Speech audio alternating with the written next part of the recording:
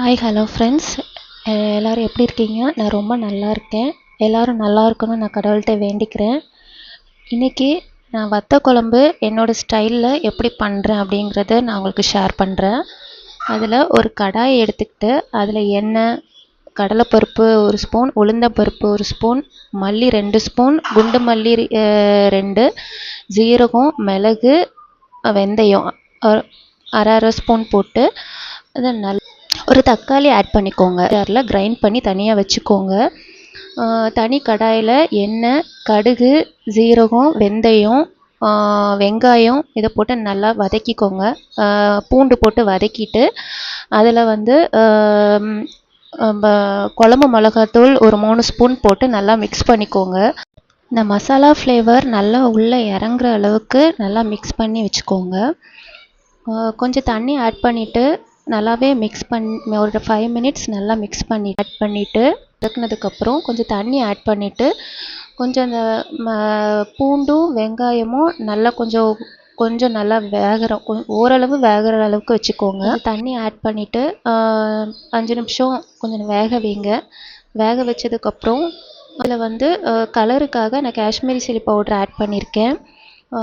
கொஞ்சம் அதை ஆட் பண்ணிவிட்டு நல்லா வதக்கிட்டு இன்னொரு 5 நிமிஷம் நல்லா வேக வைங்க. வேக வச்சுட்டு ஹோம் மேக்கர்ஸ்க்காக ஒரு 2 விஷயம் பாசிட்டிவாக ஷேர் பண்ணோன்ட்டு எனக்கு தோணுது.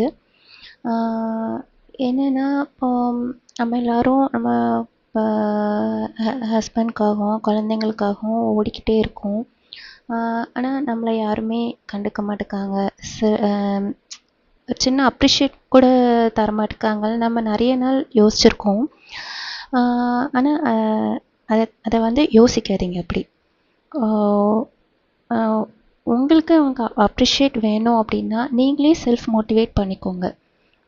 ஒரு விஷயம் பண்ணுறீங்க அப்படின்னா இது சூப்பராக பண்ணுறோமே, இது நல்லா இருக்குது அப்படின்னு சொல்லிட்டு ஒரு கிளாப்ஸ் பண்ணிக்கோங்க. ரொம்ப நல்லா இருக்குது அப்படின்னு சொல்லிட்டு நீங்களே உங்களை செல்ஃப் மோட்டிவேட் பண்ணிக்கோங்க. அடுத்தவங்க சொல்லணும் அப்படின்னு சொல்லிட்டு நீங்கள் தயவு செஞ்சு எதிர்பார்க்காதீங்க. இன்னொரு விஷயம் என்னென்னா, டெய்லி 2 hours உங்களுக்காக டைம் ஸ்பெண்ட் பண்ணுங்கள். லைக் வெளியே போகிறது, மீன்ஸ் ஷாப்பிங் போகிறது, கோயிலுக்கு போகிறது, டான்ஸ் ஆடுறது, இல்லை டிவி பார்க்குறது, இல்லை ஏதாவது புக்ஸ் படிக்கிறது, இல்லை சாங்ஸ் கேட்குறது, உங்களுக்காக ஒரு ஒரு ஒரு செல்ஃப் மோட்டிவ் பண்ணிக்கிட்டே இருங்க எப்போவுமே. இது எனக்கு சொல்லணும்னு தோணுச்சு, அதான் சொன்னேன். நம்ம திரும்பி பார்க்கலாம்.